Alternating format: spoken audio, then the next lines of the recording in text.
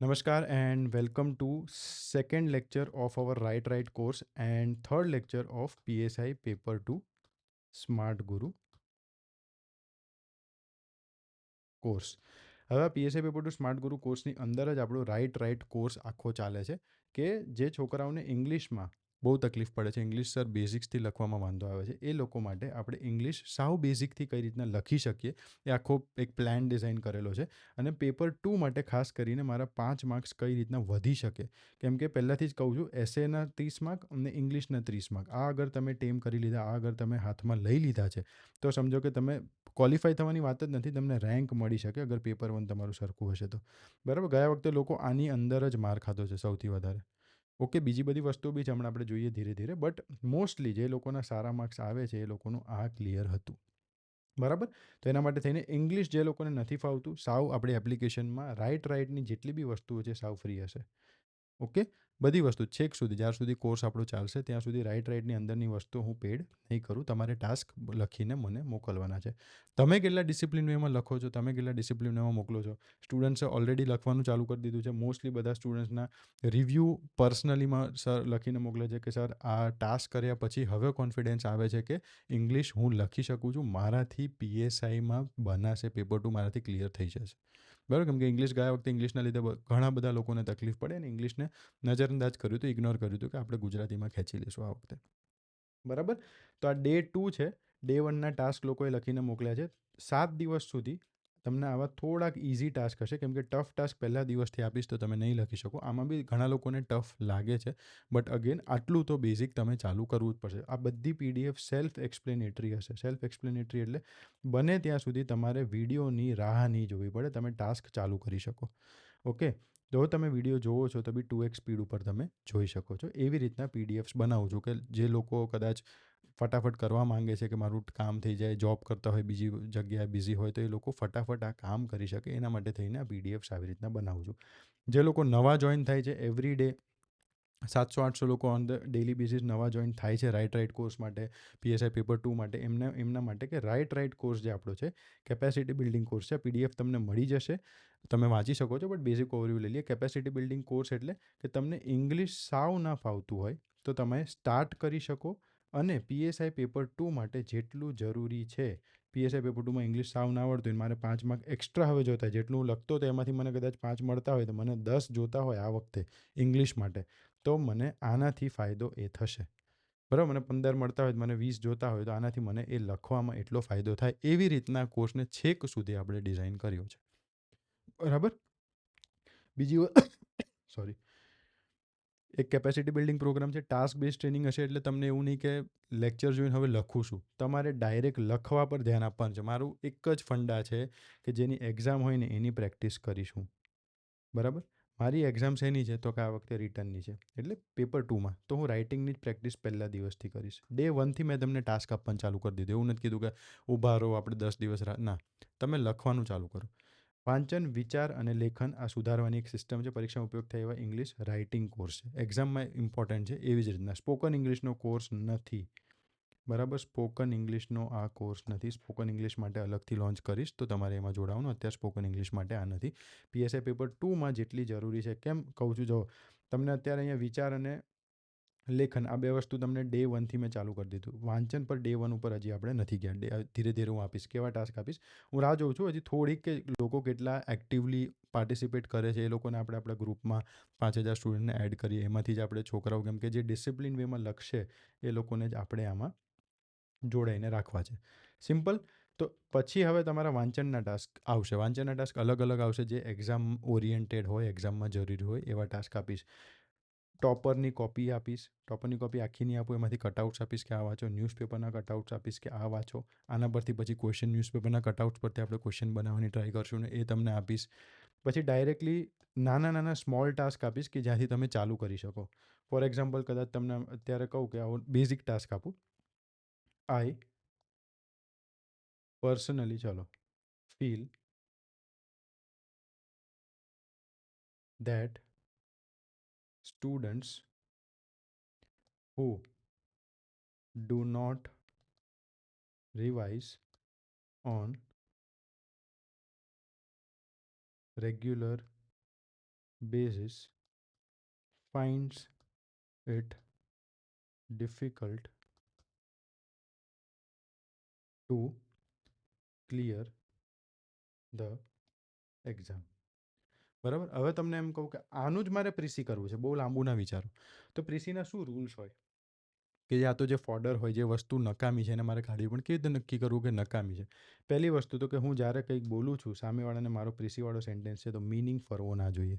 બરાબર. આનું basic પ્રીસી I personally feel જ્યારે હું બોલું છું, હું જ બોલું છું ને હું જ કહું છું કે આઈ પર્સનલી ફીલ, તો આને કાઢી દો, ચાલે. બરાબર, આ નીકળી જશે. ડાયરેક્ટ હું જ વાત કરું છું તો આ બધી વસ્તુ અંડરલાઇન કરીને આપણે કાઢવાની હોય. બરાબર. તો students who do not revise on regular basis હું કાઢી દઉં, રેગ્યુલરલી કરી દઉં તો આને. બરાબર. ફાઇન્ડ્સ ઇટ ડિફિકલ્ટની જગ્યાએ faces difficulty the difficulties to clear the exam. થાય છે, ધીરે ધીરે ખબર પડે છે. The faces difficulties in real exam, in exam clear the exam. Difficulty છે તો students who do not revise regularly faces difficulties in exam. ખબર પડે. આવા ટાસ્ક હું તમને આપીશ કે આમાંથી શું વસ્તુ હું કાઢું કે જેથી હવે તમારું આ પ્રીસી રાઇટિંગ આવી રીતના તમને ખબર પડશે. પ્રીસી રાઇટિંગના પેપર ટુની અંદર કોર્સમાં અલગ અલગ લેક્ચર્સ હું તમને લઈશ, અલગ અલગ લેવલ ઉપર લેક્ચર લઈશ કે પહેલાં તમે બેઝિક સેન્ટેન્સના પ્રીસી લખો. એ બેઝિક સેન્ટેન્સના બી કટ્સ હશે નાના નાના, કે આખો પેરેગ્રાફ પહેલાં નહીં મળે તમને, તો એના પર તમે પ્રીસી લખો. એના પરથી પછી તમે ઇઝી પ્રીસી પહેલાં લખો, કેમ કે પ્રીસી રાઇટિંગના રૂલ્સ અગર ફોલો નહીં થાય, મેં તમને જ કીધું આઈ પર્સનલી ફીલ, હું જ બોલું છું તો આઈ પર્સનલી કાઢી શકું, હા કાઢી શકું. બરાબર. તો આ વસ્તુઓ તમારે શીખવાની છે, કઈ રીતના હું કરી શકું ને. આના લીધે જ આ ટાસ્ક બેઝડ પ્રિપેરેશન. જો પહેલા દિવસથી જ પ્રીસી આપું, તમે લખતે જશો પણ તમને ખબર જ નહીં હોય કે શું કરવાનું છે સર મારે આની અંદર, તો કેવી રીતે થશે સેટ? બરાબર. તો આ બધી વસ્તુઓ તમને ધીરે ધીરે હું આગળ જતાં એડ કરતો જઈશ. તમારે શું કરવાનું છે, બસ ડિસિપ્લિન વેમાં આ ફોલો કરવાનું છે અને જોડાયેલું રહેવાનું છે. જે લોકો ડિસિપ્લિનમાં ડિસિપ્લિન કેમ કે બીજા છોકરા ડિમોટિવેટ થાય. બેઝિક કહું, બીજા છોકરાને આપણે એવું નથી જોતું કે ભીડ જમા કરવી છે, બટ છોકરાઓને શીખવા મળે એવો કન્ટેન્ટ મળે છે. તો આઈ વોન્ટ કે જે લોકો એકચ્યુઅલમાં શીખવા માંગે છે, તમે જેટલા લોકો પેડમાં છે, જેટલા લોકો ફ્રીમાં બી ઇંગ્લિશ માટે ખાલી જોડાયા છે, મેસેજીસ આવે કે sir I am ready to pay. બરાબર. ઇટ્સ ઓકે સર, આ તમારી મહેનત છે, બટ જ્યારે પહેલાંથી કીધું છે કે 5,000 છોકરાઓ માટે આપણે ફ્રી રાખવું છે, તો એ લોકોને આની વેલ્યુ થવી જોઈએ. એના માટે થઈને જે લોકો ડિસિપ્લિન વેમાં આને ફોલો નહીં કરે એને આપણે ધીરે ધીરે કાઢતા જઈશું. ગ્રુપ આપણું ટેલિગ્રામનું છે, એની અંદર હાલ જે મેઇન ગ્રુપ છે એની અંદર મોકલવાના તમને ટાસ્ક કહું છું. તમને એવું લાગતું હશે કે મોકલી દઈએ પછી શું, અહીંયા ઘણા લોકો પર્સનલમાં મોકલે છે, પહેલાં જ કહી દઉં, પર્સનલના બી અને અહીંયા જે બી મોકલે છે એના બી ક્યાંક ને ક્યાંક એ બધાના રેકોર્ડ્સ આપણી પાસે અહીંયા આપણે રાખવાની ટ્રાય કરીએ છીએ કે કેટલા લોકો શું ટ્રાય કરે છે લખવાની. બરાબર. અત્યારે તમારે કોઈ તમને ફોર્મ, કોઈ ક્લાસીસ, કોઈ વસ્તુ એવી રીતના અલોટ નથી કર્યું. ધીરે ધીરે બધી વસ્તુ થશે કે હવે જોઈએ કેટલા લોકો આમાં જોડાય છે, અને આ લોકો જ હશે કે જે એકચ્યુઅલમાં ભણવા માંગે છે. બરાબર. ફ્રીમાં છે એટલે થોડુંક આ બધી વસ્તુ મારે ધ્યાન રાખવી જ પડશે કે કોણ લોકો આનું યુઝ કેવી રીતના કરે છે, કે ખાલી જોડાઈને બેસી ગયા કે મારે આમાં આગળ વધવું છે, એટલા માટે થઈને. બાકી જે લોકો પેડ કોર્સમાં છે એ લોકો માટે સન્ડે એટલે 26 જાન્યુઆરી સુધીમાં તમારા ક્લાસ બની જશે.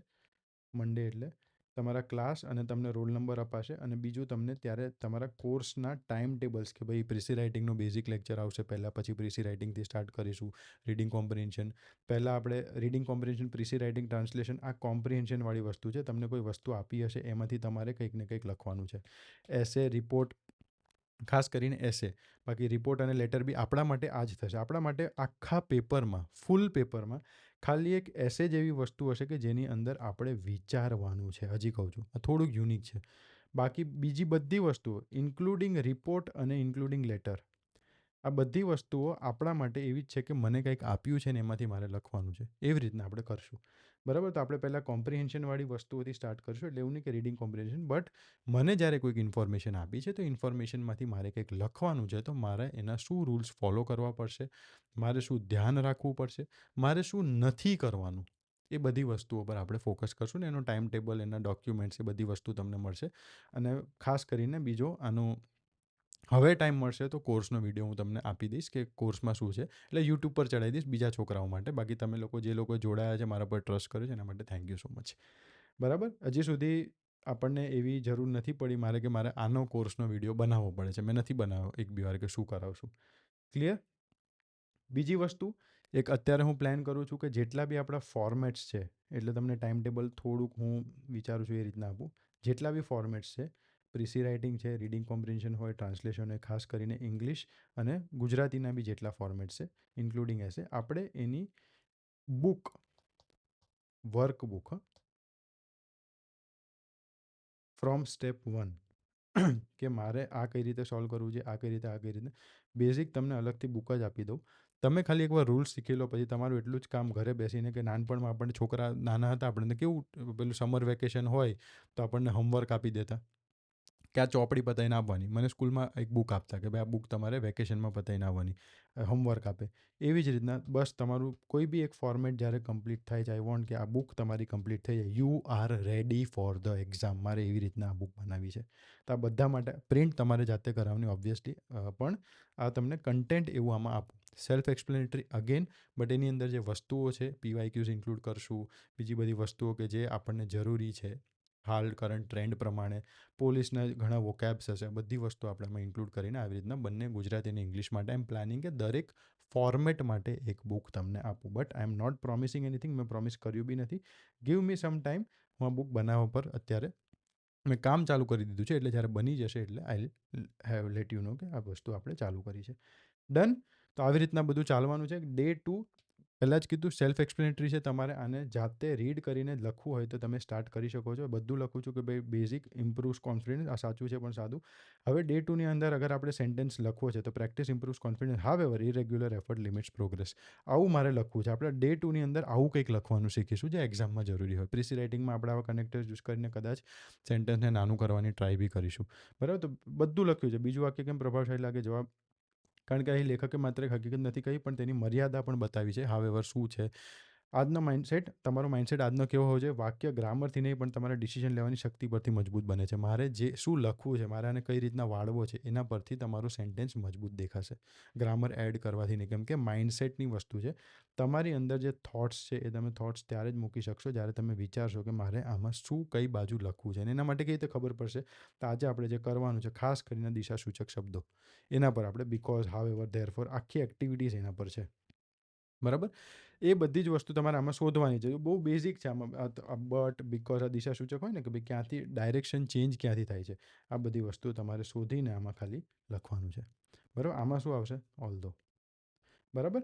તો આ રીતના તમારે બધી વસ્તુઓ ઇઝીલી કરવાની છે. આન્સર્સ તમને અહીંયા સાથે આપી દઉં છું એક્ટિવિટીના.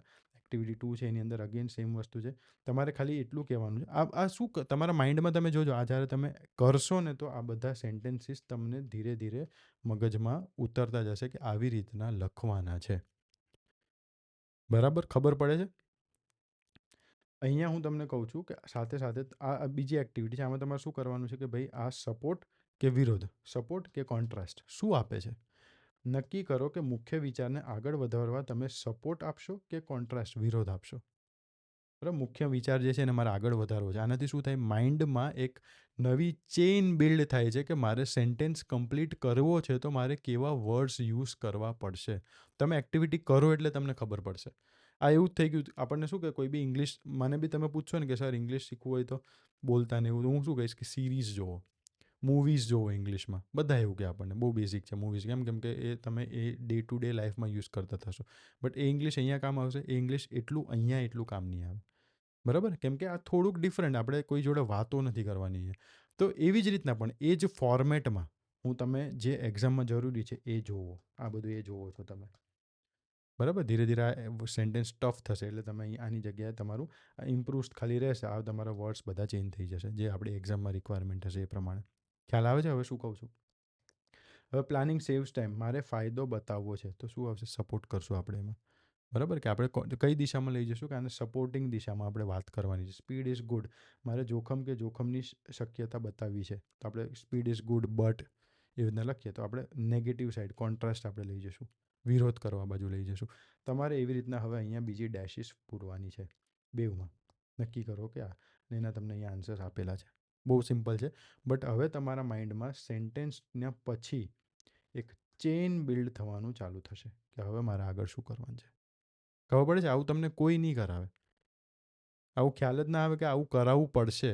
આ તો થોટ પ્રોસેસ તમે લઈને બેસો, પછી એના પરથી આ બધું વર્કઆઉટ કરો, પછી સેન્ટેન્સીસ બનાવો બહુ ઇઝી છે. બટ આવી એક્ટિવિટી ડિફાઇન કરો કે આવું કંઈક હોવું જોઈએ કે જેથી છોકરાના મગજમાં એ ચેઇન તો બિલ્ડ થાય કે કયા ડાયરેક્શનમાં મારે લઈ જવાનું છે. હાવેવર યુઝ કરવાનું છે તો હાવેવર કેમ યુઝ કરું, ઓલ્ધો કેમ યુઝ કરું, બિકોઝ, બટ, એ બધું કેમ યુઝ કરું.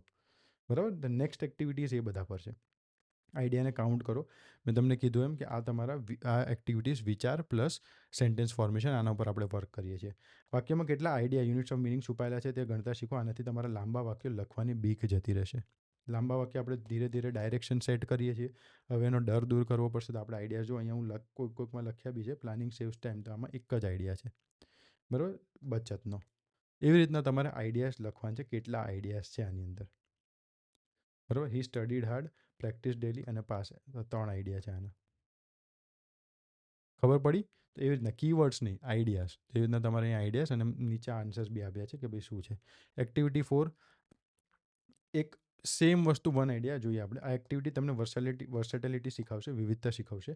એક જ વિચારને તમે 3 અલગ અલગ રીતે લખી શકો છો. કેવી રીતના આપણે અલગ અલગ રીતે એક વિચારને તોડી શકીએ છીએ, અલગ અલગ ડાયરેક્શન સેટ કરી શકીએ છીએ. એટલે ઉપરની એક્ટિવિટીને, ફર્સ્ટ એક્ટિવિટીને આપણે મેચ કરીને આ એક્ટિવિટી બનાવીએ છીએ, મિક્સ કરીને આપણે કહી શકીએ. આપેલા બેઝ પર 3 અલગ અલગ નિર્ણય ડિસિઝન સાથે પૂર્ણ કરો. બરાબર. Preparation is vital. કદાચ આવું તમને એક બેઝિક આઈડિયા આપે તો હું લખી preparation vital because it gives direction. બરાબર. પ્રિપેરેશન વાઇટલ, વાઇટલ એટલે ઇમ્પોર્ટન્ટ. પ્રિપેરેશન ઇમ્પોર્ટન્ટ કેમ છે? Preparation vital, there four success becomes possible.